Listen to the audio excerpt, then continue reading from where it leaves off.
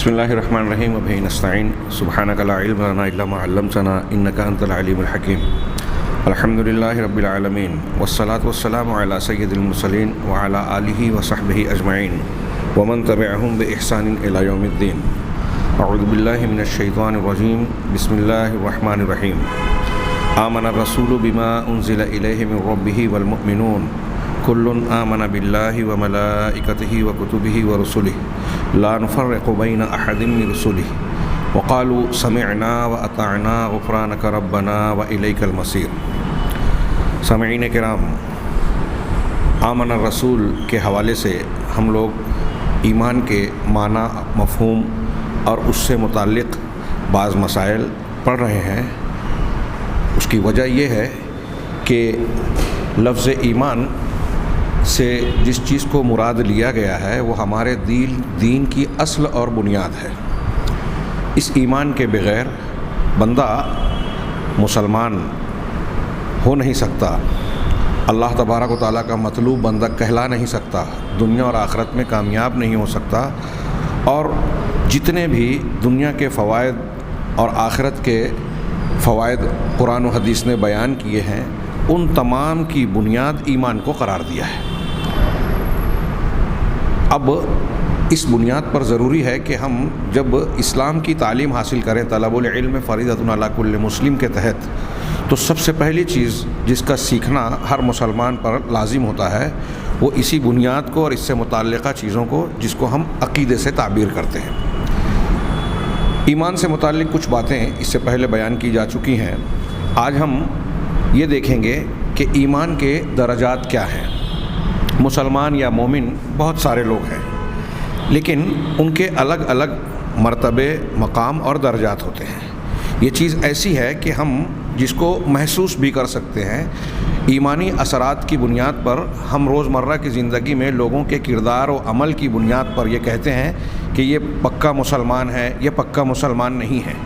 یہ جو تعبیرات ہم اپنے طور سے کرتے ہیں، اگر اصطلاحی اور علمی اعتبار سے غور کریں تو قرآن و حدیث کی روشنی میں، قرآن و حدیث کی دلیلوں کی بنیاد پر اہل سنت والجماعت کے علماء نے یہ بتایا کہ ایمان کے مراتب ہیں، درجات ہیں۔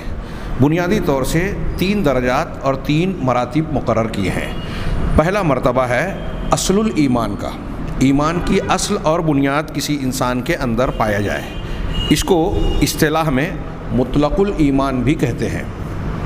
جو لوگ طالبین علم ہیں، طلباء، ان کے لیے میں ایک تھوڑی سی 2 جملے کی وضاحت کرنا چاہوں گا کہ آپ کتابوں میں، عقیدے کی کتابوں میں اور علماء کبار کی کتابوں میں پڑھیں گے، مطلق الایمان اور الایمان المطلق، یہ 2 لفظ استعمال ہوتا ہے۔ ایک مطلق الایمان اور دوسرا الایمان المطلق۔ جس کو اس کی تفریق نہیں معلوم ہے وہ سمجھتا ہے کہ بس تعبیر کا اضافی اور توصیفی ترکیب کا صرف فرق ہے۔ نہیں، اس میں معنی اور مطلوب مفہوم کا فرق ہے۔ مطلق الایمان جو ایمان کا پہلا مرتبہ ہے، اس کو ہم یہ کہیں کہ ایمان کی اصل اور بنیاد۔ ایک ایمان جو اللہ تبارک و تعالیٰ کو ہم سے اور آپ سے مطلوب ہے، اس کی اصل بنیادی طور سے موجود ہو تو کہا جائے گا یہ مطلق الایمان اس کے اندر ہے، اصل الایمان اس کے اندر ہے۔ اب اس میں درجات جب بلند ہوں گے اور اعلیٰ درجے کو یا کامل درجے کو جب پہنچ جائے ایک آدمی، واجبات کے ساتھ ساتھ مستحبات پر بھی عمل کرنے والا ہو جائے، حرام کو چھوڑنے کے ساتھ ساتھ مکروہات کو بھی چھوڑنے والا ہو جائے، تو یہ اعلیٰ درجے کا مسلمان ہوگا۔ اس کو کہیں گے ایمان مطلق، کمال واجب، کمال مطلق، اس کے اندر کمال پیدا ہو گیا۔ تو وہ الایمان المطلق وہ ہے جو ایمان کی تمام چیزوں کو گھیرتا ہے، اور اصل الایمان یا مطلق الایمان جو یہاں ہم پہلا درجہ پڑھنے جا رہے ہیں، یہ ایمان کی بنیاد ہے، ایمان کے تمام چیزوں کو اس کے اندر موجود نہیں ہے۔ اچھی طرح سے یہ بات ذہن نشین رکھیں، کئی مسائل کو سمجھنے میں آسانی ہوگی۔ تو پہلا مرتبہ اصل الایمان یا مطلق الایمان کا ہوگا۔ اب یہ مطلق الایمان حقیقت میں ہے کیا؟ تو یہ کہا کہ دل کا اعتقاد، دل کا عقیدہ۔ کچھ لوگ کہتے ہیں کہ ایمان ہے، عقیدہ نہیں ہے۔ ایمان ہی کو عقیدہ یا ایمان کی ایک بنیادی چیز عقیدہ ہے، اعتقاد ہے، دل کا یقین۔ تو دل کا اعتقاد یہ اصل الایمان ہے۔ آگے تھوڑا سا میں یہیں وضاحت کر دوں۔ یہ آ رہا ہے کہ دل کے اعتقاد کے ساتھ زبان کا اقرار، یہ دو چیزیں جس کے ہاں پائی گئی، مطلب اس کے ہاں ایمان کی اصل اور بنیاد موجود ہے۔ لیکن صرف ایسے ہی نہیں کہ ایک آدمی نے دل میں صرف خبر دی یا قبول کر لیا یا جانتا ہے علم اور معرفت کے اعتبار سے تو اس کو مسلمان ہو جائے گا، ایسا نہیں ہے۔ اس کی بہت سی دلیلیں ہیں۔ آگے اہل علم نے بیان کیا کہ یہود نے نبی کریم صلی اللہ علیہ وسلم سے آ کے کہا، سنن ترمذی کی روایت ہے کہ ہم اس بات کی گواہی دیتے ہیں کہ آپ وہی نبی اور پیغمبر ہیں جن کا تذکرہ ہماری کتابوں میں ہے۔ تو اللہ کے نبی صلی اللہ علیہ وسلم نے پوچھا ان سے، فلما لم تتبعونی، تو پھر تم میری اتباع کیوں نہیں کرتے، میری بات مان کیوں نہیں لیتے، ایمان کیوں نہیں لے آتے؟ تو انہوں نے جواب دیا، نخاف من یہود، ہم یہود سے ڈرتے ہیں۔ بہت اچھی طرح سمجھیں، یہودیوں نے اس بات کو مانا، گویا ان کا دل اس بات کو قبول کر رہا ہے کہ یہ محمد صلی اللہ علیہ وسلم وہی نبی ہیں جن کا تذکرہ ہماری کتابوں میں ہے، ان کے اندر وہ ساری نشانیاں صحیح ہونے کی، سچے ہونے کی موجود ہیں جو کہ ہماری کتابوں میں درج ہیں، موجود ہیں۔ لیکن اس کے باوجود وہ ایمان نہیں لائے، حالانکہ انہوں نے نبی کریم صلی اللہ علیہ وسلم کو یہ بتایا کہ ہم مان رہے ہیں کہ آپ وہی رسول ہیں۔ تو ان کے اس ماننے سے، یہ ماننا ان کے دل میں تھا، یہ ماننا، ان کا دل سے ماننا ان کو اصل ایمان کو ماننے والا نہیں قرار دیا۔ کیوں؟ اس لیے کہ یہ صرف مجرد ان کی خبر تھی، ان کے دل کا علم اور معرفت تھا۔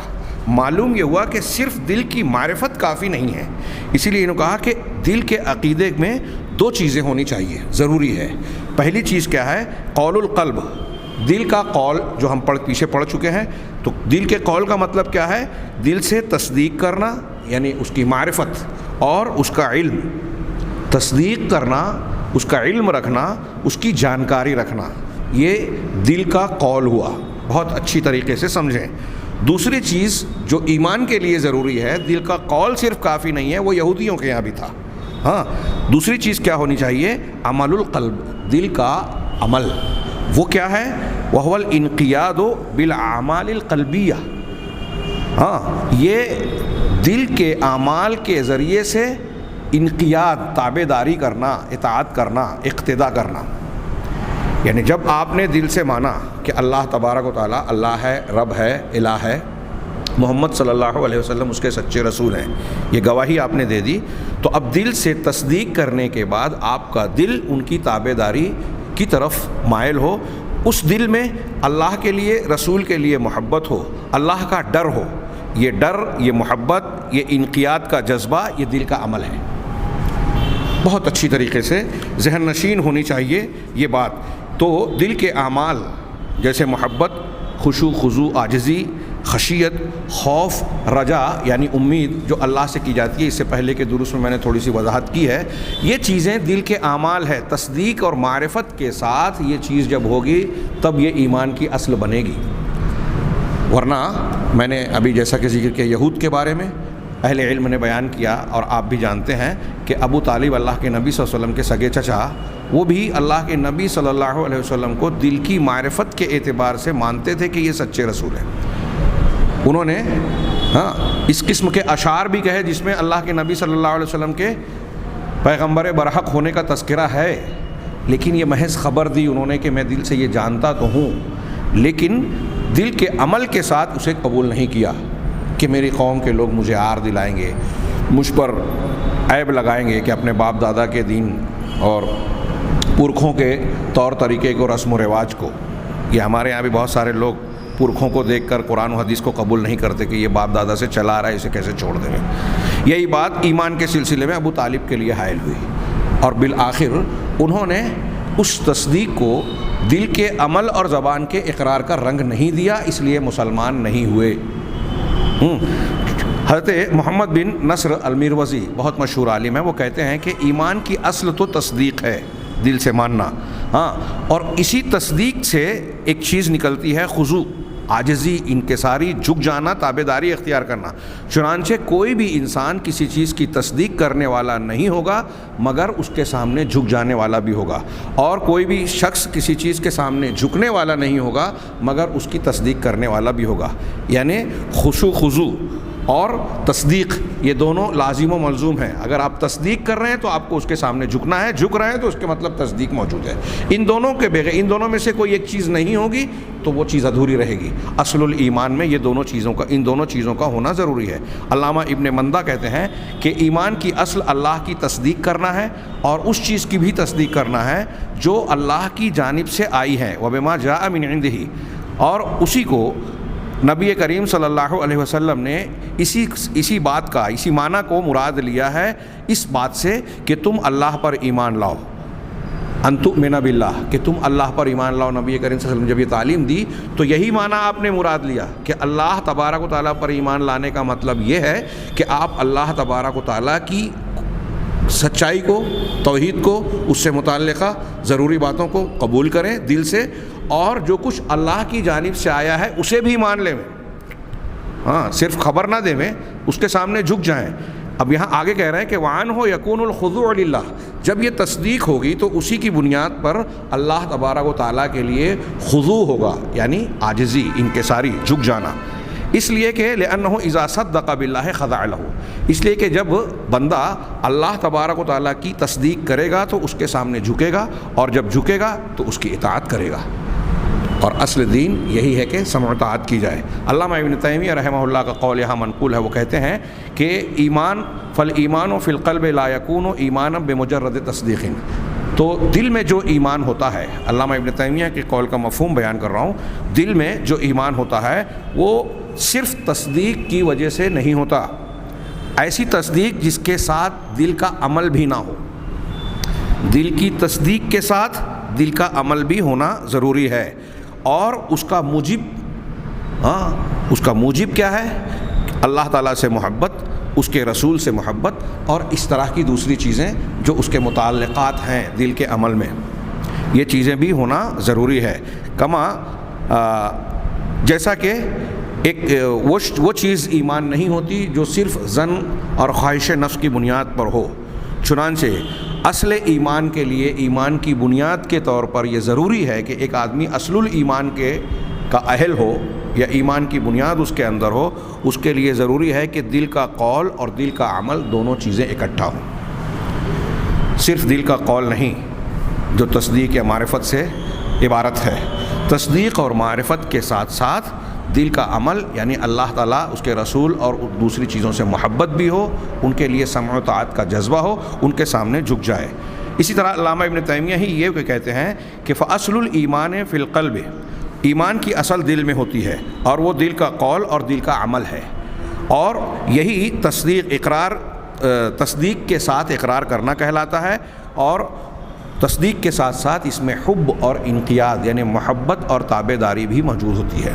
بہت ہی اچھی طرح سے ذہن میں رکھیں، یہ جو میں تفصیل بیان کر رہا ہوں بلا وجہ نہیں، اس لیے بیان کر رہا ہوں کہ بہت سے لوگ ایمان کے اس معنی کو حقیقت میں سمجھے نہیں ہیں، اور وہ جو بحث کرتے ہیں کہ مرجیہ کے قول کی موافقت کرتے ہوئے، دراصل اس معنی اور مفہوم اور اس بنیاد کو نہ سمجھنے کی بنیاد پر، تو حاصل کلام یہ کہ ایمان صرف تصدیق کر لینا کہ اللہ اللہ ہے، مان لیا ایمان ہو گیا، نہیں، ماننے کے ساتھ اپنے دل سے اس کی محبت، اس کے لیے تابع داری کا جذبہ، اس کے سامنے جھک جانے کا معاملہ بھی ہونا چاہیے، یہ دل کا عمل ہے۔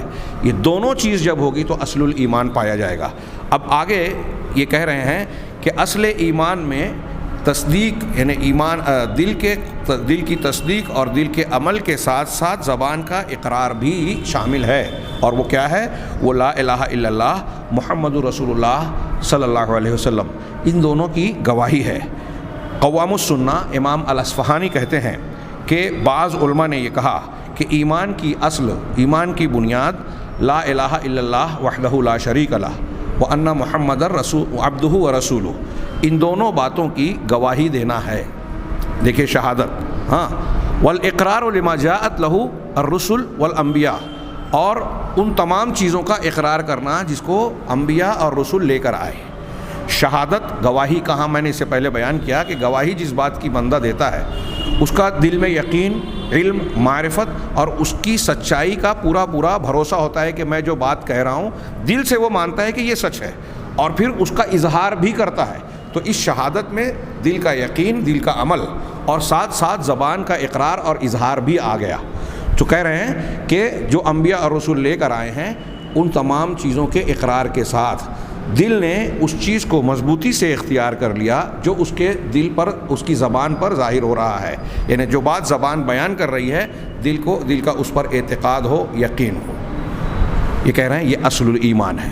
علامہ ابن تیمیہ رحمہ اللہ نے مزید ایک جگہ فرمایا کہ وہ ایمان والا جو اپنے دل اور اعضاء و جوارح کے ساتھ اللہ پر ایمان لایا، اس کا ایمان اپنے دل کے علم اور دل کے حال دونوں کو اکٹھا کیے ہوئے ہے.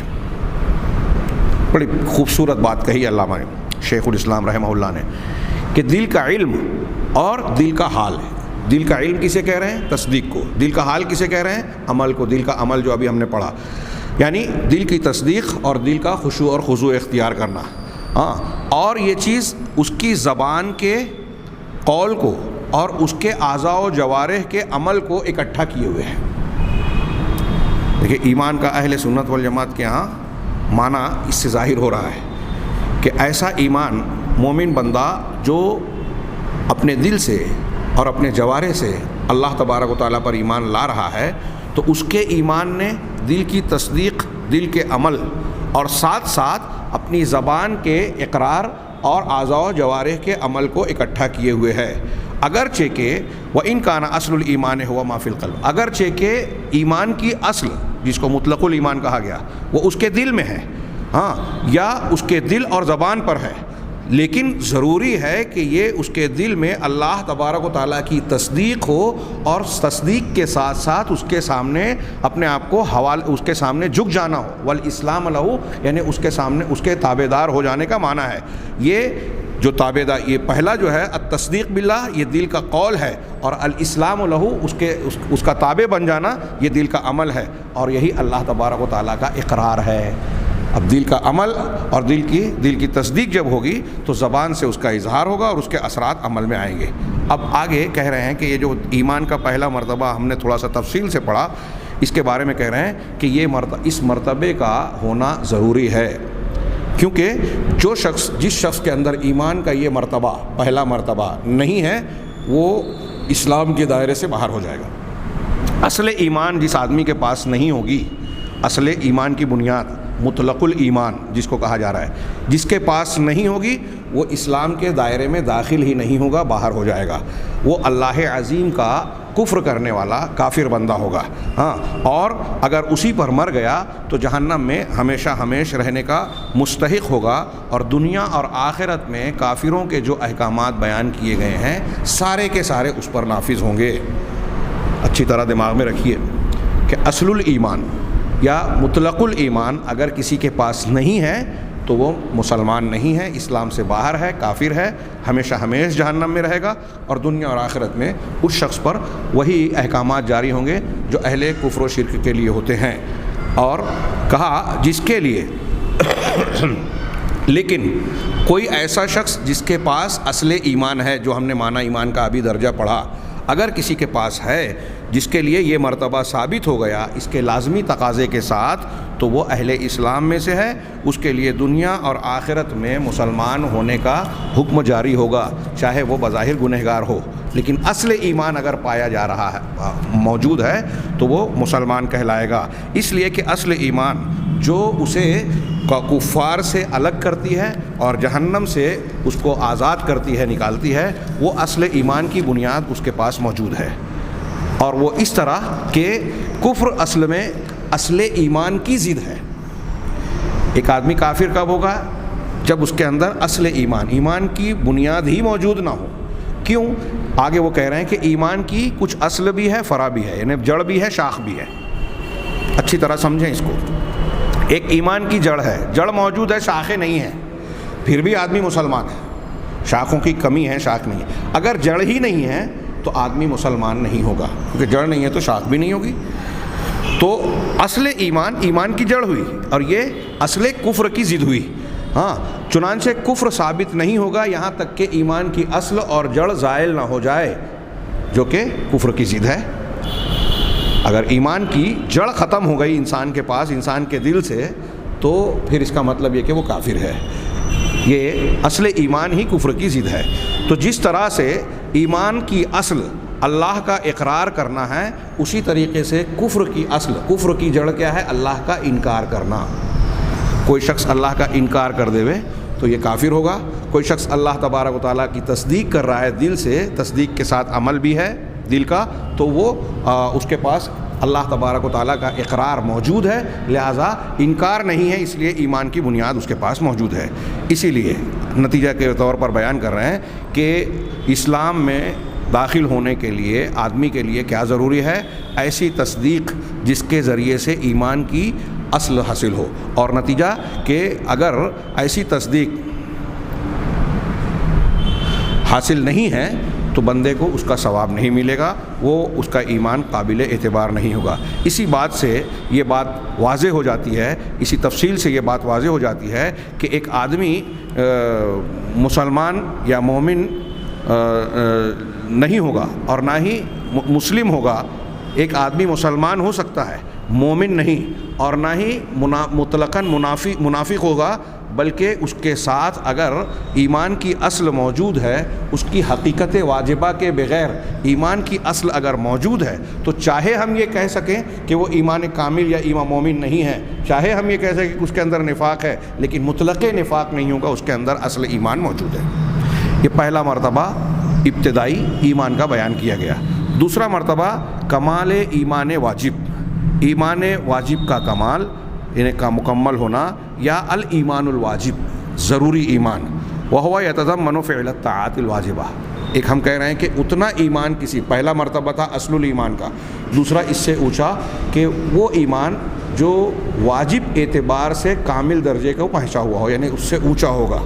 تو اس کا معنی کیا ہے؟ یہ کون سے درجہ ہے؟ کہہ رہے ہیں کہ یہ واجب اطاعت و فرما برداری کو شامل ہے، یعنی ایسا بندہ جو تصدیق دل کے ایمان کے ساتھ، اقرار کے ساتھ ان سارے امور پر عمل کرتا ہے جو ایمان کا لازمی تقاضا ہے، واجبات پر عمل کرتا ہے، اور جو چیزیں ایمان کے منافی حرام ہیں ان چیزوں کو سے بچتا ہے، ان کو ترک کرتا ہے۔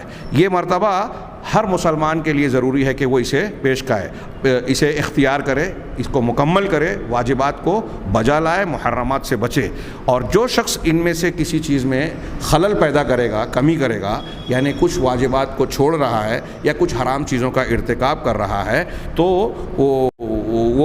وہ اسلام کے دائرے سے خارج نہیں ہوگا، لیکن مومن ہوتے ہوئے وہ ناقص الایمان ہوگا، کم درجے کا مومن ہوگا۔ واجب پر عمل کر رہا، کچھ واجب دین پر عمل کر رہا ہے، لیکن کچھ واجب چھوڑ رہا ہے، کچھ فرائض کو ترک کر رہا ہے، یا کچھ حرام چیزوں کا ارتکاب کر رہا ہے۔ تو ان حرام کے ارتکاب سے یا فرائض کو ترک کرنے سے انکار نہیں کر رہا ہے شریعت میں سے ہونے سے، اس کے ایمان میں کمی تو ہو رہی ہے، لیکن وہ اسلام سے باہر نہیں ہوگا۔ یہ آگے ہم ابھی جو اہل سنت والجماعت اور مرجیہ، معتزلہ، خوارج کا اختلاف پڑھیں گے، جس کے اثرات آج ہمارے یہاں بہت سارے لوگوں میں پائے جاتے ہیں، تو اس وقت یہ مسئلہ جو اگر آپ نے اچھی طرح سمجھا ہے تو آپ کے لیے مفید ثابت ہوگا، اس مسئلے کو سمجھنے میں معاون و مددگار ہوگا۔ یہ دوسرا درجہ ایمان کا، دوسرا مرتبہ۔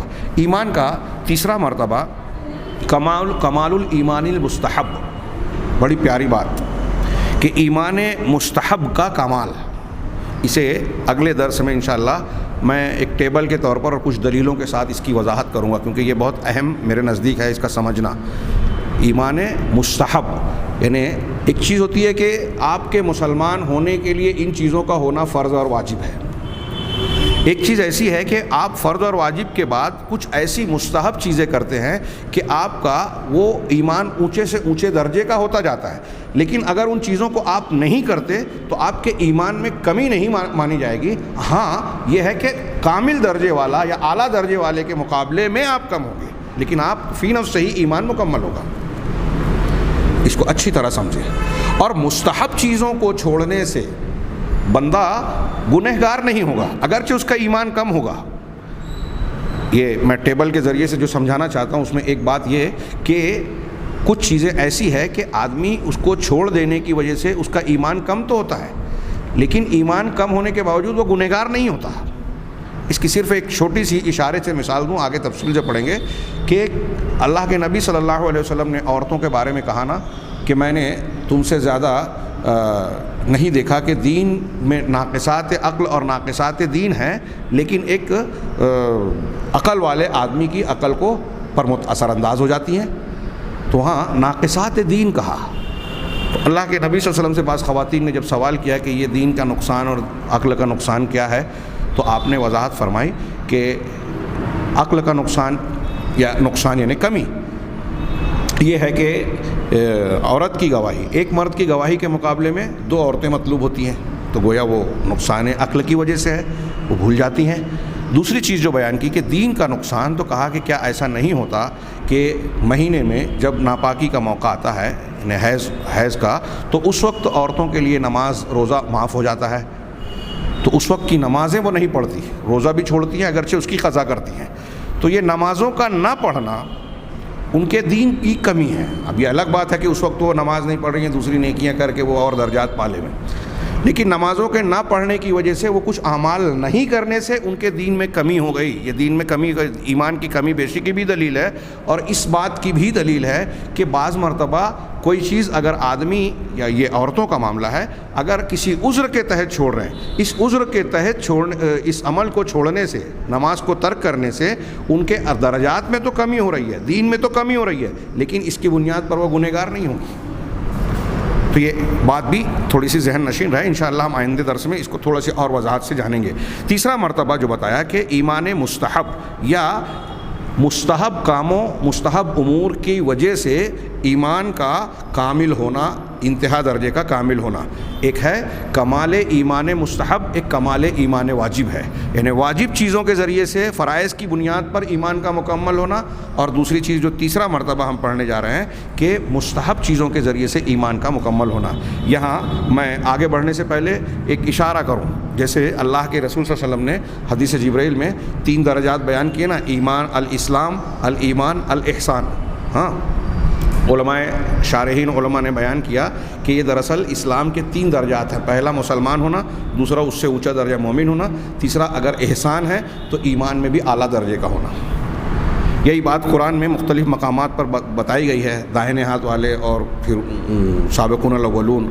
قرآن نے کہا کہ ثم اورثنا الکتاب الذین اصطفینا من عبادنا فمنہم ظالم لنفسہ ومنہم مقتصد ومنہم سابق بالخیرات باذن اللہ۔ 3 درجات مسلمانوں کے بتائے۔ اہل علم کہتے ہیں کہ یہاں اس سے مراد ظالم میں بھی اصل مسلمان ہی مراد ہے، کہ اللہ نے جس قوم کو امت محمدیہ کو کتاب دی، چن لیا، اس کو کتاب کا وارث بنایا۔ اب ان کتاب کے وارثین میں سے کچھ ظالم ہیں جو اس کے حقوق ادا نہیں کرتے، مسلمان ہیں مگر ظالم ہیں، گناہ کا کام کرتے ہیں۔ کچھ مقتصد ہیں، فرائض کرتے ہیں، حرام سے بچتے ہیں، لیکن مستحبات نہیں کرتے، مکروہات سے نہیں بچتے، یہ دوسرے درجے کے۔ اور تیسرے درجے کے وہ ہیں کہ فرائض ہی نہیں، نوافل پر بھی عمل کرتے ہیں، حرام ہی نہیں، جو مکروہات سے بھی بچتے ہیں، ان کا اعلیٰ درجہ ہے۔ تو یہ جو 3 درجہ ہیں، دراصل یہی ایمان کے 3 درجات کو سمجھنے میں آپ کو سہولت دیں گے۔ تیسرا درجہ وہی ہے کہ مستحب چیزوں کے ذریعے سے کامل ایمان والا ہونا، اور اس کا مطلب یہ ہے کہ مستحبات کو واجبات پر عمل کرنے کے ساتھ ساتھ مستحبات یعنی فرائض کے ساتھ سنن و نوافل کا بھی عمل کرنا، اور حرام سے بچنے کے ساتھ ساتھ مکروہ چیزوں سے بھی بچنا، ترک حرام کے ساتھ ترک مکروہ بھی کرنا۔ ہاں، اور اسی کو الایمان المطلق کا بھی کہا جاتا ہے، جو میں نے شروع میں بیان کیا طلبہ کے لیے کہ ایک ہے مطلق الایمان، ایک ہے الایمان المطلق۔ تو مطلق الایمان جو ایمان کی اصل، جڑ، بنیاد، یعنی کم سے کم مقدار جس کی وجہ سے ایک آدمی مسلمان یا مومن ہو سکتا ہے، یہ وہ معنی ہوا۔ اور الایمان المطلق سے مطلب اعلیٰ درجے کا وہ ایمان جو تمام ایمان کے ضروریات اور فرائض کو یا درجات کو اپنے اندر سمیٹے ہوئے ہو، اعلیٰ درجے کا ایمان، یہ الایمان المطلق ہوا۔ کہا علامہ شیخ الاسلام ابن تیمیہ کہتے ہیں کہ اہل السنہ و اہل الحدیث یہ کہتے ہیں کہ تمام اچھے اعمال واجب ہوں یا مستحب ہوں، یہ سب کے سب ایمان میں شامل اور داخل ہیں، یعنی وہ ایمان جو مستحب چیزوں کے ذریعے سے کامل ہوتا ہے اس معنی میں یہ داخل ہیں، واجب ایمان میں نہیں۔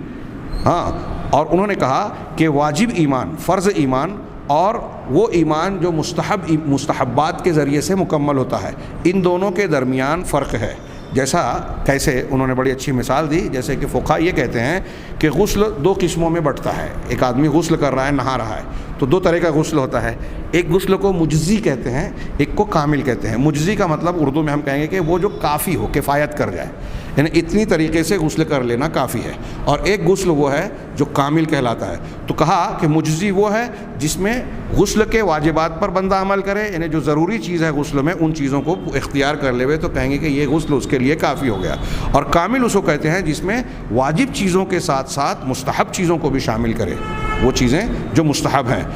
ولفظ الکمال، اب کمال کا لفظ جب استعمال کیا جاتا ہے کہ کامل ایمان، تو کبھی کبھی اس سے کمال واجب مراد لیا جاتا ہے اور کبھی کبھی اس سے کمال مستحب مراد لیا جاتا ہے. بہت اچھی طریقے سے سمجھیں کہ جو شخص کہا جاتا ہے نا کہ وہ شخص مومن نہیں جو ایسا نہیں کرتا، وہ شخص مومن نہیں. ابھی نفی الایمان کی ایک بحث ایک عنوان کے تحت آ رہی ہے جو میں سمجھتا ہوں کہ بہت اہمیت کی حامل ہے. انشاءاللہ یہ بحث ہم اسی عنوان کے ماتحت پڑھیں گے. اگلا مسئلہ کہ ایمان سے متعلق کچھ مسائل. تو سب سے پہلے موضوع میں ذکر کی گیا ایمان کی شاخیں. اس کا تھوڑا سا سرسری سے تذکرہ گزر چکا، یہاں بھی انہوں نے مختصراً ہی کیا ہے. میں صرف حدیث اور علامہ ابن قیم رحمہ اللہ کا قول پیش کر دوں. میں سمجھتا ہوں کہ اس سے مسئلہ واضح ہو جائے گا. سب سے پہلا مسئلہ یہ ہے کہ ایمان کی شاخیں. ایمان کی بہت ساری شاخیں ہیں.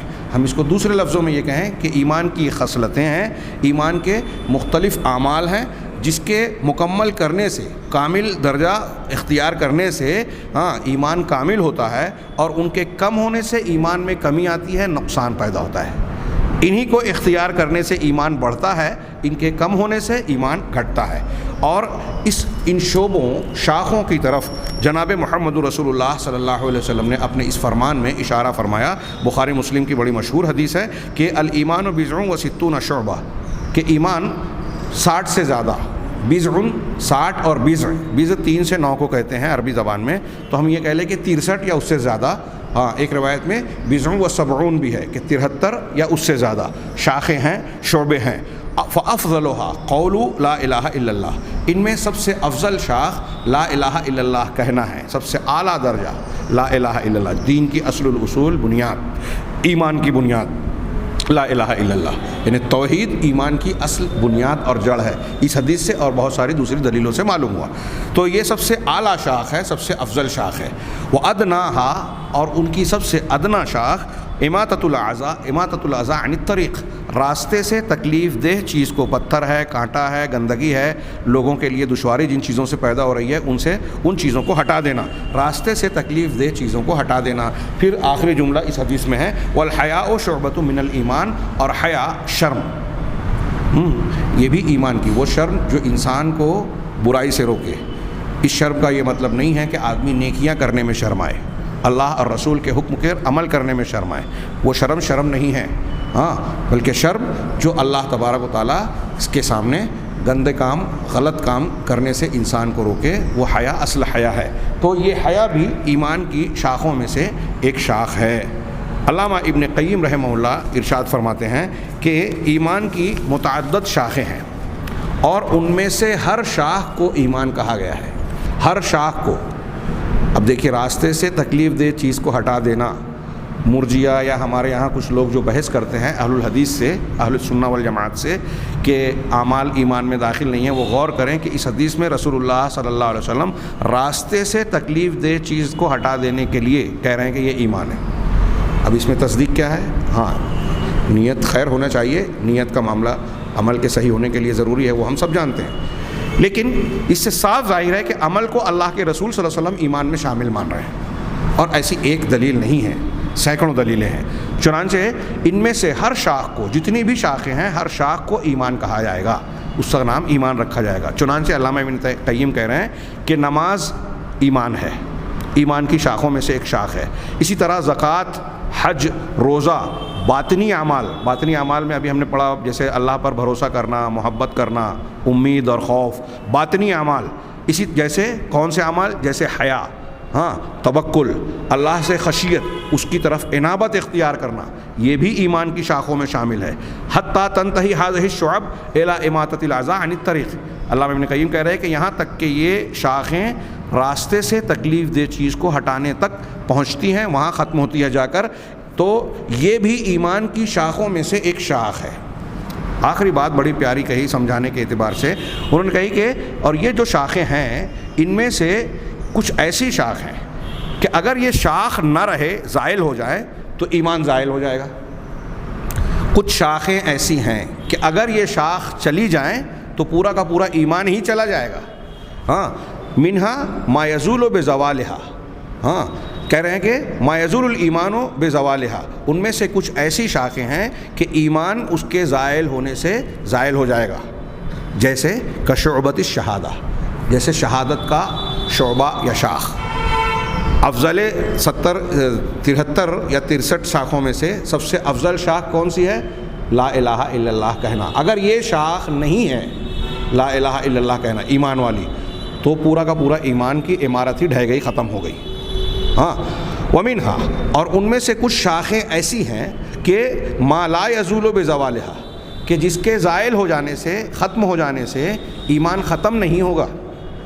جیسے راستے سے تکلیف دہ چیز کو ہٹانا، جو آخری طور پر ادنا کو کے طور پر اللہ کے رسول نے ذکر کیا۔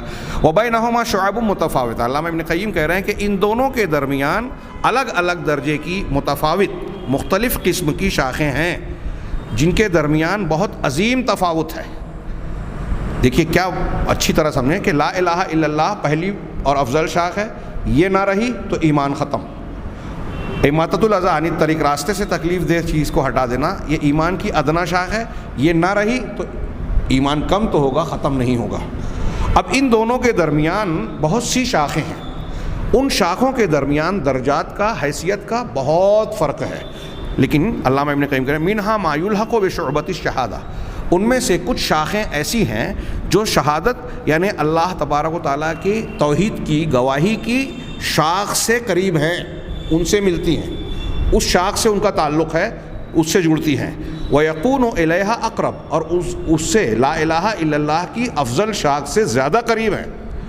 وَمِنْهَا مَا يَلْحَقُ بِشُعْبَةِ إِمَاطَةِ الْأَذَى، اور کچھ شاخیں ایسی ہیں جو راستے سے تکلیف دہ چیز کو ہٹا دینے سے قریب ہیں، اس سے جڑتی ہیں اور اس سے زیادہ قربت رکھتی ہیں۔ اب جس شعبے کا، جس شاخ کا جیسا درجہ ہوگا، اس شاخ کے زائل ہونے سے ایمان کے ہونے اور نہ ہونے کا ویسا حکم لگے گا۔ اچھی طرح سمجھیں۔ اب آگے جو مسئلہ ذکر کیا ہے آج کے درس میں، میں چاہتا ہوں اس کو بھی سمیٹ دیا جائے۔ ایمان کی نفی کرنا کہ فلاں شخص مومن نہیں ہے، کیا مطلب ہوتا ہے اس کا؟ تو کہہ رہے ہیں کہ قرآن اور حدیث میں نفی ایمان کی بہت سی نصوص آئی ہیں کہ وہ شخص مومن نہیں ہو سکتا جو ایسا ہو، وہ شخص مومن نہیں ہو سکتا جو ایسا ہو۔ تو اس کا معنی کیا ہوگا؟ ایک عام آدمی اگر ایک حدیث سنے کہ وہ شخص مومن نہیں، جو ایسا کرتا ہے، اب وہ چیز کسی کے اندر پائی گئی تو کیا فتویٰ دے دے گا کہ وہ ایمان کے دائرے سے باہر ہو گیا؟ اس کا مطلب کیا ہوتا ہے؟ کہا کہ والمراد بہ امران، جب اللہ اور رسول صلی اللہ علیہ وسلم یہ کہتے ہیں کہ وہ شخص مومن نہیں یا کسی کے ایمان کی نفی کی جاتی ہے تو اس میں دو چیزیں مراد ہوتی ہیں۔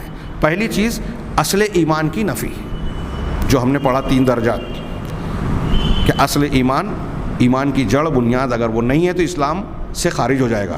وہی کہا کہ پہلی چیز اصل ایمان کی نفی، ایمان کی جو بنیاد ہے اس کی نفی، کہ اس کے اندر ایمان کی نفی ہی، ایمان کی بنیاد ہی نہیں ہے۔ تو اس سے اگر یہ بات مراد ہے تو اس سے ایسا کرنے والے انسان کے بارے میں جو ہے لازم آئے گا کہ وہ کافر ہے، قرآن اور حدیث اس کو کافر کہہ رہے ہیں، اس کی تکفیر لازم آئے گی اور وہ اسلام کے دائرے سے باہر ہو جائے گا، یہ لازم آئے گا۔ دوسرا معاملہ وہ شخص مومن نہیں سے کیا مطلب ہوتا ہے کہ کمال ایمان کی نفی ہوتی ہے، کمال ایمان کی نفی ہوتی ہے، اور اس سے کمال ایمان واجب مراد ہوتا ہے۔ طلبہ اچھی طرح توجہ دیں، یہ بات آپ کو ہر جگہ نہیں ملے گی۔ یہاں جب کہا جاتا ہے کہ کمال ایمان کی نفی ہو رہی ہے تو کون سا کمال ایمان؟ کمال واجب، نہ کہ کمال مستحب۔ ہاں، کمال ایمان یعنی جو واجبی طور پہ ایک مومن کے اندر چیزیں ہونی چاہیے ویسا واجبی طور پہ اس کے اندر نہیں ہے، یہ مطلب ہوگا۔ ہاں، نہ کہ مستحب ایمان کی نفی۔ ہاں، علامہ ابن تیمیہ کا قول بہت غور سے سنیں، وہ اسی بات کو کہہ رہے ہیں کہ جب کمال کی نفی کی جاتی ہے قرآن و حدیث میں تو اس سے مراد کمال واجب کی نفی ہوتی ہے، یعنی اس آدمی کے اندر اتنا ایمان نہیں ہے جتنا ہونا ضروری ہے، یعنی واجبات کی نفی ہو رہی ہے۔ الذی یذم تارکہ، کیونکہ کمال ایمان جو واجب ہے اس کا ترک کرنے والے کی مذمت ہوتی ہے، اور اس کے ترک کرنے والے کو سزا کے سامنے پیش کیا جائے گا، یا اس کے لیے سزائیں سنائی گئی ہے قرآن و حدیث میں کہ جو ایسا کرے گا اس کے لیے یہ سزا ہے۔ ہاں، تو ظاہر سی بات ہے اس نے اگر ایسا کیا ہے، تصدیق کی ہے اور اس کے اندر کمی ہے، تو وہی سزا کے جو واجب چیز ہے اس کے اندر کمی کی ہے، تو پھر اس کے اندر یہ مذمت کی جائے گی، اس کو برا بولا جائے گا، اور یہ بتایا جائے گا کہ وہ سزا کا مستحق ہے، اللہ تبارک و تعالیٰ کی ناراضگی کا مستحق ہو سکتا ہے۔ اور اگر اس سے مراد یہ لیا جائے کہ کمال مستحب کی نفی کی جا رہی ہے، تو یہ کبھی بھی قرآن، اللہ کے کلام اور رسول کے کلام میں کہیں واقع نہیں ہے۔ شیخ الاسلام کے اس قول کو اچھی طرح سمجھیں۔ یہ کہہ رہے ہیں کہ قرآن حدیث میں کہیں بھی جہاں یہ کہا گیا ہے کہ وہ شخص مومن نہیں، لا یؤمن احدکم، یا لا یؤمنون، اس طرح کے جو الفاظ آئے ہیں کہ فلاں مومن نہیں ہے یا وہ ایمان نہیں رکھتے، تو کسی بھی مقام پر یہ مطلب نہیں ہے کہ ان کے اندر اللہ تعالیٰ یا رسول اللہ صلی اللہ علیہ وسلم یہ کہہ رہے ہیں کہ کمال ایمان مستحب، یعنی مستحبات کے ذریعے سے جو اعلیٰ درجے کا ایمان ہو رہا ہے اس کی نفی کر رہے ہیں، کہیں یہ مراد نہیں ہے۔ کیونکہ مستحبات کے کرنے سے، میں اپنے الفاظ میں سمجھاؤں کہ مستحبات کے ذریعے سے درجات بلند ہوتے ہیں، اگر اس میں کمی ہو رہی ہے تو اس کی وجہ سے بندہ قابل مذمت نہیں کہلائے گا، اس کی وجہ سے اس کے لیے عذاب یا وعید نہیں بیان کی جائے گی۔ عذاب، وعید یا مذمت اس ایمان کی نفی پر ہوتی ہے جس کا اختیار کرنا واجب ہے۔ یہی وجہ ہے کہ شیخ الاسلام کہہ رہے ہیں کہ قرآن حدیث میں مذمت کے طور پر ہر جگہ کہا گیا، جہاں بھی کہا گیا کہ وہ شخص مومن نہیں، تو یہاں کمال ایمان مستحب چیزوں کے ذریعے سے ایمان جو کامل ہوتا ہے اس کی نفی نہیں کی گئی ہے، اور یہ جائز بھی نہیں ہے کہ اس کا معنی یہ کیا جائے، کیونکہ جو شخص واجب عمل کو کرے گا ویسے ہی جیسے کہ اس پر واجب ہے، اور اس میں واجب میں کوئی چیز کی کمی نہیں کرے گا تو جائز نہیں ہے، لم یجوز ان یقال، کہ اس کے بارے میں یہ نہیں کہا جائے گا کہ اس نے عمل نہیں کیا، وہ ایمان والا نہیں ہے۔ ہاں، نہ حقیقت کے اعتبار سے کہا جائے گا، نہ مجاز کے اعتبار سے کہا جائے گا۔ یعنی اگر ایک آدمی مسلمان ہے، مسلمان ہونے کے بعد وہ اتنے سارے اعمال، فرائض پر عمل کر رہا ہے اور محرمات سے بچ رہا ہے جتنا کرنا ضروری ہے، اب اگر وہ مستحب چیزوں کو نہیں کر رہا ہے یا کسی مکروہ کا ترک نہیں کر رہا ہے تو اس پر اس کی مذمت نہیں کی جائے گی، اس کو یہ نہیں کہا جائے گا کہ وہ ایمان والا نہیں ہے یا اس نے عمل نہیں کیا۔ اسی طرح علامہ ابن تیمیہ نے ایک دوسرے مقام پر کہا کہ فإن اللہ ورسولہ لا ينفی اسما مسمى امر امر اللہ بہ رسولہ الا اذا ترک بعد واحد، کہ اللہ اور اس کے رسول کسی حکم کے اس بات کو، اس کے وجود کو جس کا اللہ اور رسول نے حکم دیا ہے اس کی نفی نہیں کرتے، مگر اسی وقت جب کہ کوئی بندہ واجب چیز کو چھوڑے، جو ضروری ہے، فرض ہے، اس کو چھوڑے، جیسے لا صلاۃ الا بام القرآن۔ اللہ کے رسول نے کہا کہ کسی بھی عمل، یہ حکم کی بات ہو رہی ہے، کسی بھی حکم کی نفی اللہ اور رسول اس وقت کرتے ہیں جب واجب چیز کو ترک کیا جائے، جیسے اس حدیث میں کہا گیا کہ اس شخص کی نماز ہی نہیں ہے جس نے ام القرآن یعنی سورۃ الفاتحہ نہیں پڑھی۔ اس کا مطلب یہ ہوا کہ نماز میں سورۃ الفاتحہ کا پڑھنا واجب ہے۔ اگر سورہ فاتحہ سے آگے کی کوئی سورت پڑھی جاتی ہے جو مستحب ہے، کسی نے نہیں پڑھی، تو کیا اس کے بارے میں یہ کہا جائے گا کہ اس نے نماز نہیں پڑھی؟ جی نہیں، وہ مستحب ہے۔ اسی طریقے سے اللہ کے رسول صلی اللہ علیہ وسلم کا یہ فرمان کہ لا ایمان لمن لا امانت لہ ولا دین لمن لا عہد لہ، کہ جس شخص پر پاس کچھ بھی امانت نہیں ہے اس کا کچھ بھی دین نہیں ہے۔ اب یہ امانت سے مراد کون سی؟ وہ امانت جو فرض ہے، لازم ہے، ضروری ہے، اگر وہ نہیں ہے تو گویا ایمان نہیں ہے۔ اور جس کا کوئی عہد و پیمان نہیں ہے، جو عہد پر قائم نہیں ہے اللہ کے رسول کے، لوگوں کے عہد و پیمان پر، تو اس کے اندر دین نہیں ہے۔ ونحو ذالک، اور اسی طرح کی انہوں نے مثال کہہ رہے ہیں، اسی طرح اور بھی چیزوں کی مثال دی جا سکتی ہے، لیکن اگر کوئی کام عبادت کے اندر مستحب ہے تو اس مستحب کے نہ ہونے سے اس عمل کی نفی نہیں کی جائے گی۔ ایک استحبابی عمل ہے، جیسے کہ میں نے ابھی ذکر کیا کہ بھائی ایک آدمی نماز پڑھ رہا ہے، اب نماز کے اندر استحباب ہے کہ آپ لمبی صورت کی قرأت کریں، لمبی قرأت کریں۔ آپ نے لمبی قرأت نہیں کی، مختصر قرأت کی، تو کیا مختصر قرأت کرنے کے بعد اگر آپ نے نماز پڑھی تو یہ کہا جائے گا کہ آپ نے نماز نہیں پڑھی یا آپ نے قرأت نہیں کی؟ اگرچہ کہ لمبی قرأت کرنا اللہ کو پسند ہے، طول قنوت جو ہے پسندیدہ عمل ہے، مستحب ہے، لیکن اختصار کرنا کوئی ایسا نہیں ہے جس سے اس فعل کی نفی ہو جائے۔ ہاں، تو مستحب کے نہ کرنے سے کسی عمل کی نفی نہیں کی جاتی، یہ بتانا چاہ رہے ہیں۔ اس لیے کہ اگر ایسا کہنا جائز ہوتا، مستحب چیزوں کو نہ ہونے کی وجہ سے ایمان کی نفی جائز ہوتی، تو شیخ الاسلام علامہ ابن تیمیہ کہتے ہیں کہ جمہور مومنین سے عام مومنین سے ایمان کی نفی کر دینا جائز ہوگا۔ ہاں، یعنی عام مسلمانوں کی اکثریت کے بارے میں، بلکہ میں تو کہتا ہوں آج کے زمانے میں تمام مسلمانوں کے بارے میں ہم یہ کہہ سکیں گے کہ وہ مسلمان ہی نہیں ہے، مومن ہی نہیں ہے۔ کیوں؟ کیونکہ کوئی بھی مومن ہو، ہاں کوئی بھی مومن ہو، اس کے اندر کچھ نہ کچھ خامی، نقص یا عمل کا، مستحب اعمال کا، نوافل اور سنن میں کمی کا معاملہ ہوتا ہی رہتا ہے۔ ہم میں سے کون ہے جو برابر بلا ناغہ تہجد پڑھے؟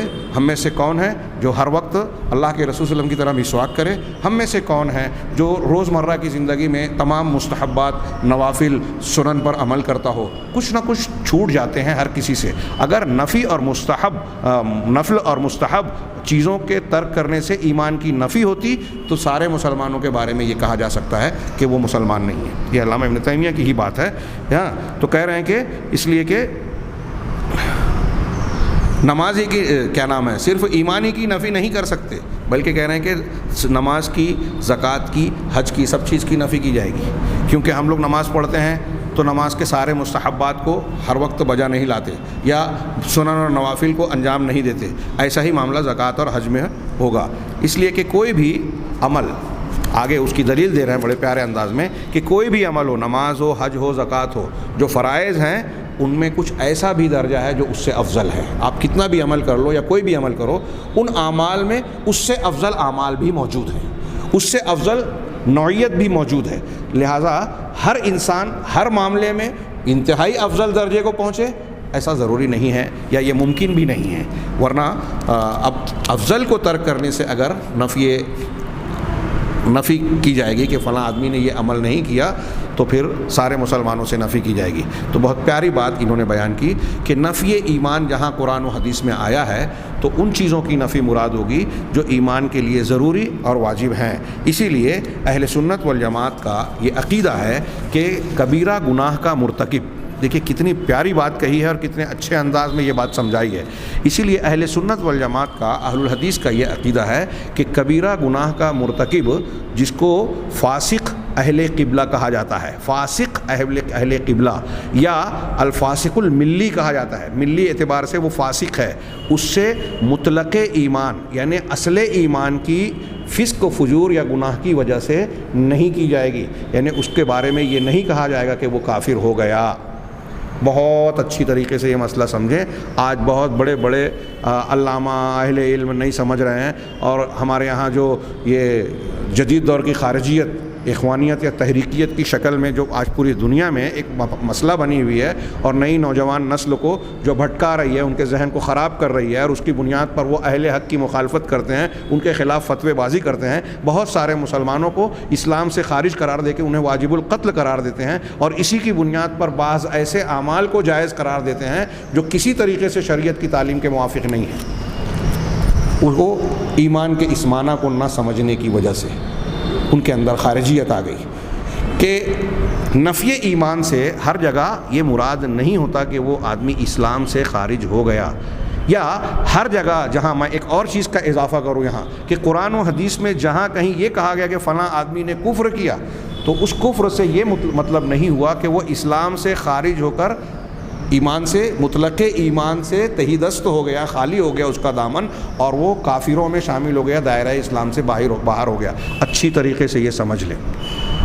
یہی نہ سمجھنے کی وجہ سے خارجیت نے، رافضیت نے اور دوسرے کئی گمراہ فکر نے صحابہ کرام کو اسلام سے خارج کر دیا، اور آج وہ بیماریاں، وہ جراثیم ہمارے دور کے کچھ دانشوروں میں، خود ساختہ علاماؤں کے اندر وہ جراثیم سرایت کر گئے ہیں، اور ان کے اثرات سے ہماری نوجوان نسل بہت متاثر ہو رہی ہے۔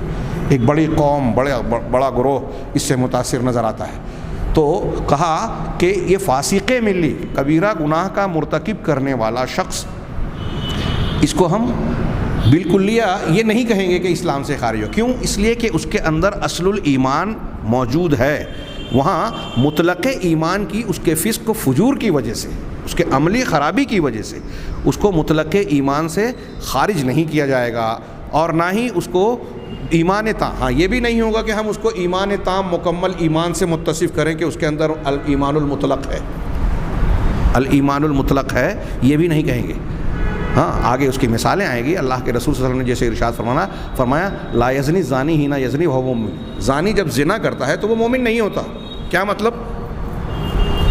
اس حالت میں ایمان کی حالت نہیں رہتی. ہاں حضرت ابن عباس رضی اللہ تعالیٰ عنہ سے یہ تفسیر منقول ہے کہ ایمان اس کے دل سے نکل کے چھتری کی طرح سایہ فغن ہوتا ہے. جب وہ اس عمل سے فارغ ہوتا ہے تو اب اس کے دل میں واپس آتا ہے، لیکن وہ پہلے کسی حالت میں نہیں رہتا. ایمان رہتا ہے لیکن اب پہلے سے کم ہو جاتا ہے. اگر زنا کی حالت میں جب زانی زنا کرتا ہے تو مومن نہیں ہوتا، کیا ہم یہ کہیں گے کہ وہ کافر ہو گیا، اسلام سے خارج ہو گیا زنا کر کے ارتکاب کی وجہ سے؟ ایک آدمی نے قتل کیا یا مسلمان سے جھگڑا کیا، کافر ہو گیا؟ اللہ کے رسول صلی اللہ علیہ وسلم کی مشہور حدیث ہے بخاری وغیرہ میں کہ سباب المسلم میں فسوق و قتالہ کفر. مسلمان کو گالی دینا فسق فجور ہے، اور اس سے جنگ لڑنا، لڑائی کرنا یہ کفر ہے.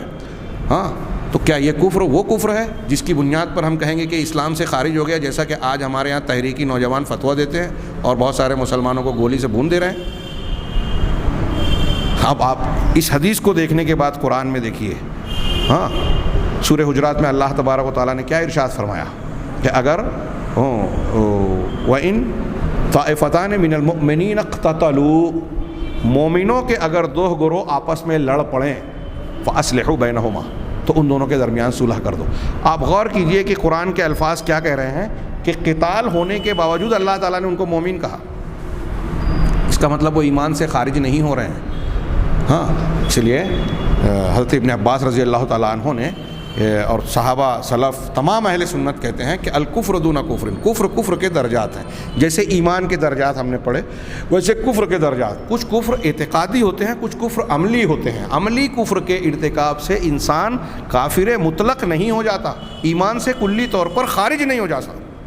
اور ابھی آپ تو یہ بھی پڑھیں گے انشاءاللہ، ہم اگلے دروس میں ایمان کی کمی بیشی کی جب بحث پڑھیں گے تو وہاں پڑھیں گے کہ بعض مرتبہ ایسا بھی ہوتا ہے کہ ایک آدمی کے اندر ایک وجہ سے اللہ سے دوستی ہے، ایک وجہ سے اللہ سے دشمنی ہے مومنین کی. انشاءاللہ اس کی دلیلیں آپ پڑھیں گے. یہاں میں ان کے قول کو پورا کر کے آج کے درس کو کی تکمیل کروں. کہہ رہے ہیں کہ ایک آدمی اگر کوئی شخص کبیرہ گناہ کا ارتکاب کر رہا ہے تو ہم اسے اسلام سے خارج یا ایمان کی مطلق ایمان کی نفی نہیں کریں گے، اس کو فاسق ملی کہیں گے، اس لیے کہ اصل الایمان ہے. ہاں اسے مطلق ایمان والا یعنی کامل ایمان والا بھی نہیں کہیں گے، اس لیے کہ وہ مومن تو ہے لیکن ناقص الایمان ہے. ہاں مومن ہے لیکن ناقص الایمان ہے. یا یہ کہیں گے کہ وہ ایسا مومن ہے جو اپنے کبیرہ گناہ کی وجہ سے فاسق ہے، فسق و فجور میں مبتلا ہو گیا ہے. چنانچہ اسے مطلق نام، ایمان کا مطلق نام نہیں دیا جائے گا، جس طریقے سے ایمان کا مطلق لفظ اس سے سلب نہیں کیا جائے گا، چھینا نہیں جائے گا. نہ اس کو ایمان کا پورا نام دیا جائے گا، نہ اس کو ایمان کے پورے نام سے محروم کیا جائے گا. اچھی طرح سمجھیں. ہاں جو شخص ایسا ہو کہ اس نے اسلام کے نواقص، اسلام کو یا ایمان کو توڑ دینے والی چیزوں میں سے کسی چیز کا ارتکاب کیا ہو، ایسی چیز کا ارتکاب کیا ہو جس سے ایمان، کلمہ لا الہ الا اللہ ٹوٹ جاتا ہو، اسلام ٹوٹ جاتا ہو، تو اس کے ایمان کی، اس کے ارتکاب کرنے کی وجہ سے یہ کہا جائے گا کہ یہ کلی طور پر ایمان سے باہر ہو گیا، کافر ہو گیا. ہاں اور کافر ہو گیا، ملت اسلام سے خارج ہو گیا. اس کی انشاءاللہ تفصیلات آئے گی. اللہ تبارک و تعالیٰ سے دعا ہے کہ ہمیں ایمان اور اس سے متعلقہ امور کو سمجھنے کی توفیق عطا فرمائے. وآخر دعوانا الحمدللہ رب العالمین.